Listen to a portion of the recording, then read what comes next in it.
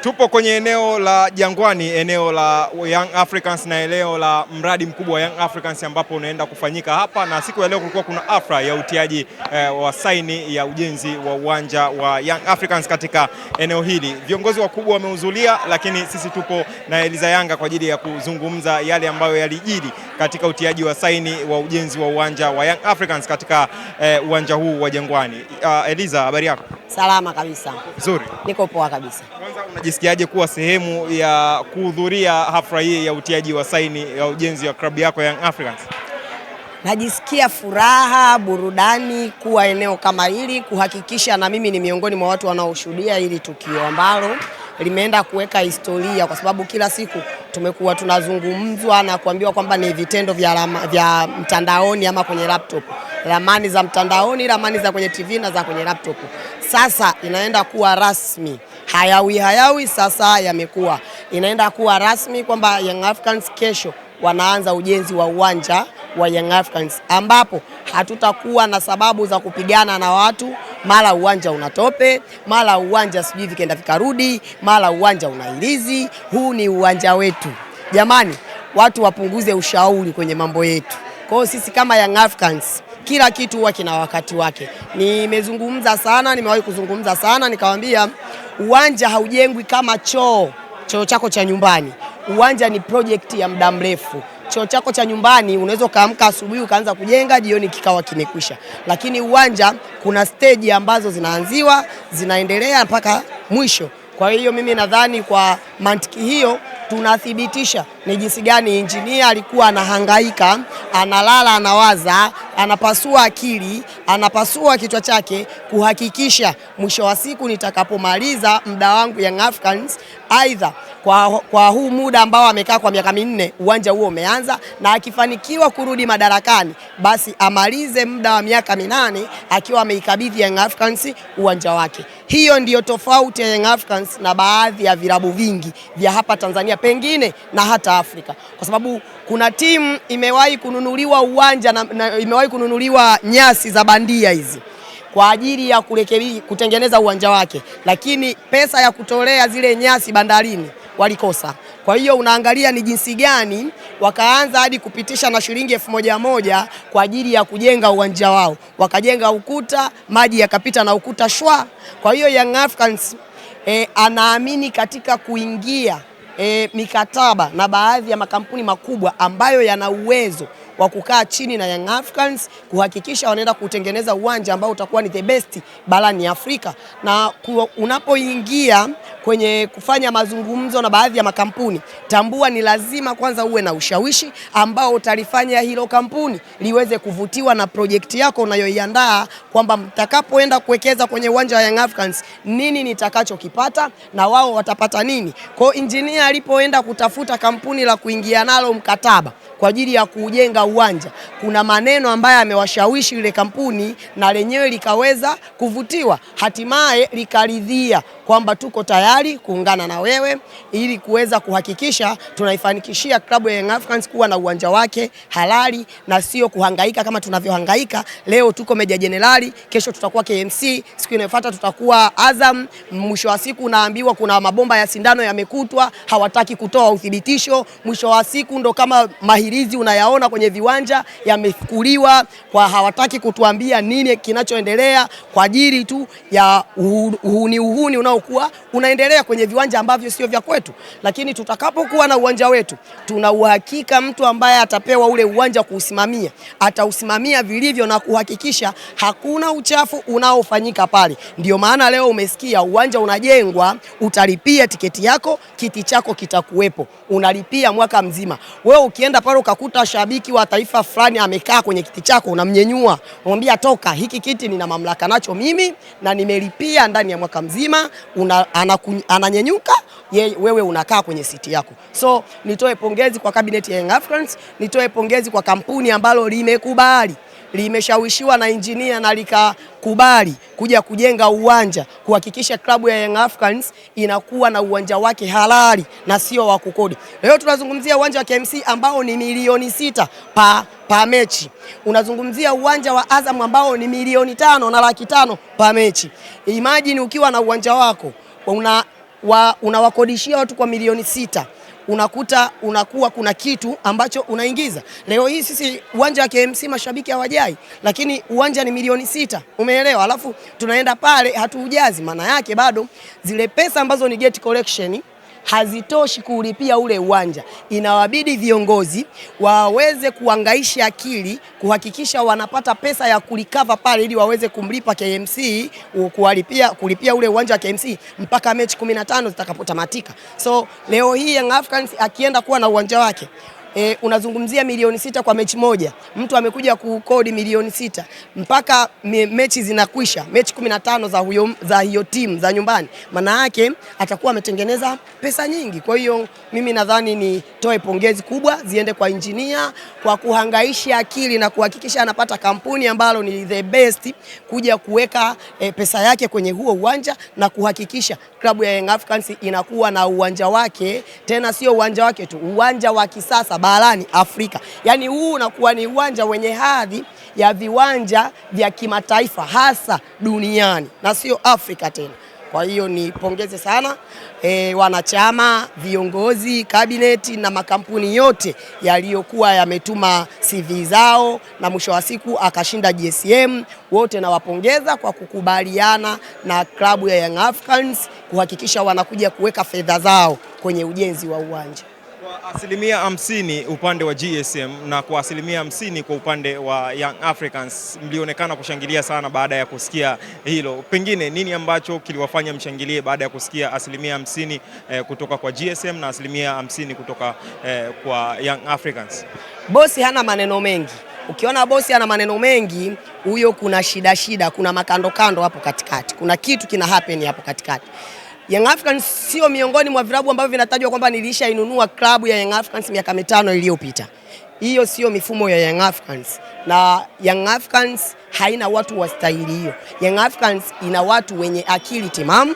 Young Africans inaongozwa na viongozi wenye weledi. Young Africans inaongozwa na watu ambao wanajua mahitaji ya wanachama, mashabiki na wadau wa mpira popote pale, aidha kwa Tanzania, barani Afrika na hata nje ya bara la Afrika. Kwa kitendo cha GSM kusema kwamba nitamiliki 50 na wananchi watamiliki 50, maana yake ni jinsi gani anavyothamini uwepo wa wananchi, wa wanachama wa Young Africans na klabu, kwa sababu unapoizungumzia klabu unazungumzia klabu kwa ujumla, kuanzia mashabiki wa hiyo klabu, wanachama wote na watu wote ambao wanakuwa wanaisupport hiyo timu, hiyo klabu. Unapozungumzia timu unaizungumzia benchi la ufundi na wachezaji, lakini ukizungumzia klabu unazungumzia wigo mpana zaidi.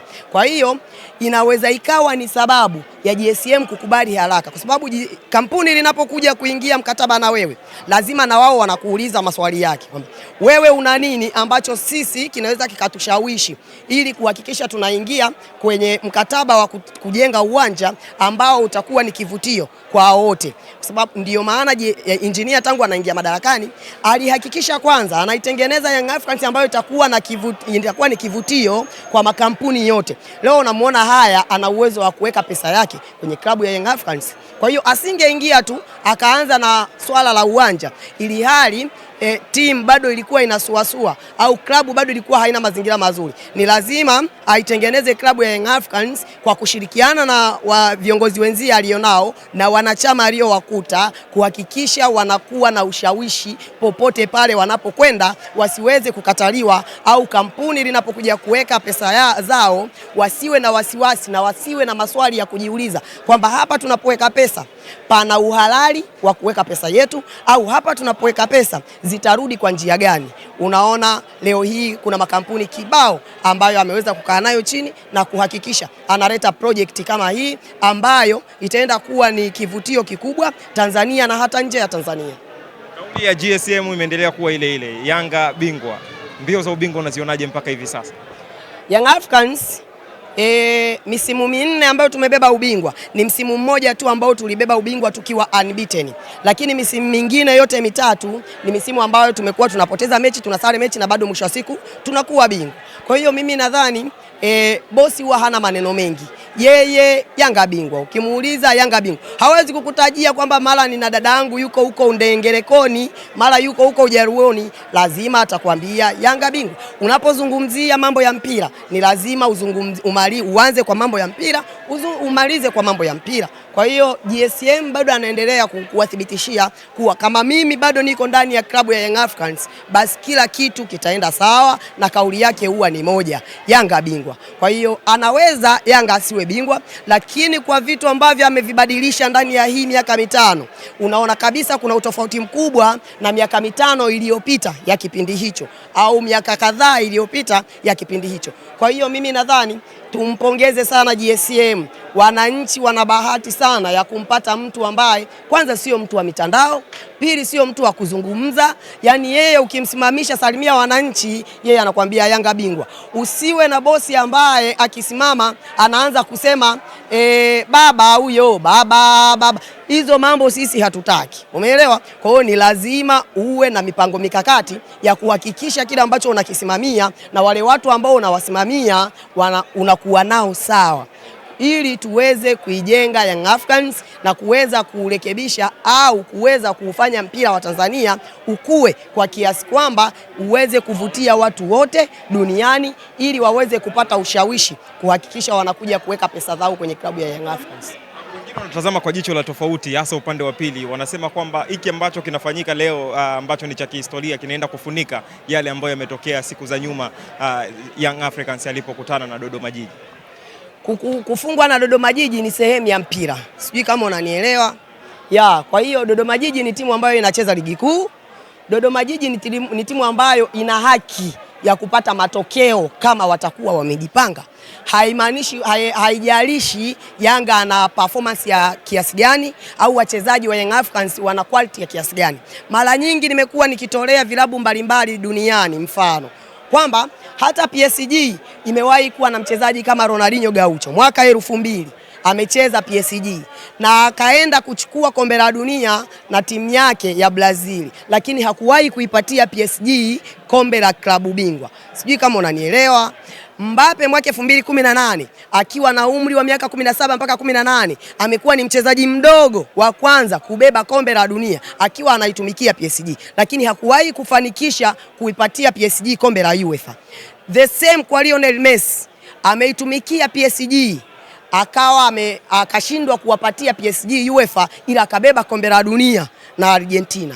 Kwa hiyo kila kitu huwa kinakuja kwa mipango. Leo hii PSG amepewa kombe na mchezaji ambaye alikuwa Barcelona, alikuwa akipewa pasi kila mtu anashika kichwa kwamba finishing yake ni mbovu, hawamuelewi. Lakini leo hii ndiye mchezaji ambaye anaimbwa na anaonekana kuwa ni mchezaji gari duniani. Kumbe kila kitu kinakuja kwa wakati na kila kitu kinakuja kwa makusudi. Kuna vitu unaweza usivipate, huwa kuna makusudi yake, na kuna vitu unaweza ukavipata lakini pia vinakuwa na sababu zake. Kwa nini umevipata na kwa nini wakati ule ulivikosa. Kwa hiyo mimi nadhani tunaweza tukajivunia kwamba tumepata uongozi bora, na ndiyo maana kwenye mkutano mkuu wa Young Africans nilisimama nikawaambia watu wapige saluti. Kwa nini? Kwa sababu ukiangalia kuna kabineti nyingi ambazo zimepita.